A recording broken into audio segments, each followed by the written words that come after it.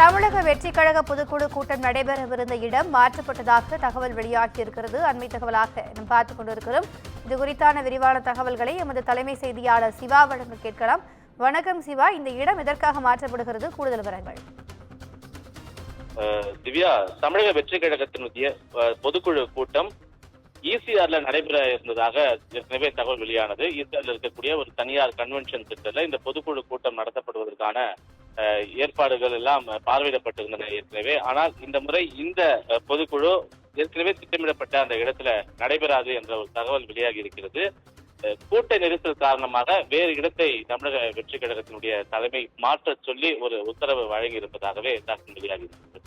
தமிழக வெற்றிக் கழகத்தை பொறுத்தவரை 2026ஆம் ஆண்டு சட்டமன்ற தேர்தலை முன்வைத்துதான் தொடர்ந்து கட்சி ரீதியிலான பல்வேறு பணிகளை அவர்கள் ஆற்றி வருகிறார்கள்.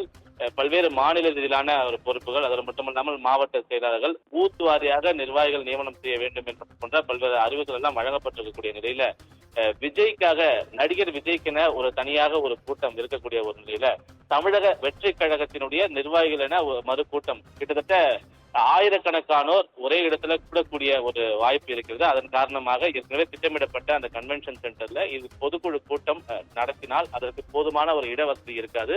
பொதுக்குழு உறுப்பினர்கள், செயற்குழு உறுப்பினர்கள் ஒரு குறைந்த அளவிலான ஒரு எண்ணிக்கையில் தான் இருப்பார்கள். கிட்டத்தட்ட ஒரு 1500 1800 வரையிலான ஒரு பொதுக்குழு மற்றும் செயற்குழு உறுப்பினர்கள் தான் இருப்பார்கள் என்றாலும் கூட தமிழக வெற்றிக் கழகத்தை சார்ந்த நிர்வாகிகள், தமிழகத்தை வெற்றி கழகத்தை நேசிக்கக்கூடிய ரசிகர்கள், விஜய் நேசிக்கக்கூடிய ரசிகர்கள் என பலரும் ஒரே இடத்தில் கூடுவதற்கான வாய்ப்புகள் இருக்கிறது என்ற ஒரு காரணத்தினாலேயே இந்த இடம் மாற்றுவதற்கான ஒரு அறிவுரை விஜய் மூலமாக வழங்கப்பட்டிருப்பதாகவும், தொடர்ந்து இது மிகப்பெரிய அளவிலான இடவசதி இருக்கக்கூடிய இடங்களை தற்போது பொதுச் செயலாளர் ஆனந்த் மூலமாக அது தேடக்கூடிய பணிகள் என்பது தொடர்ந்து நடைபெற்று வருவதாகவும் தகவல் வெளியாகி இருக்கிறது.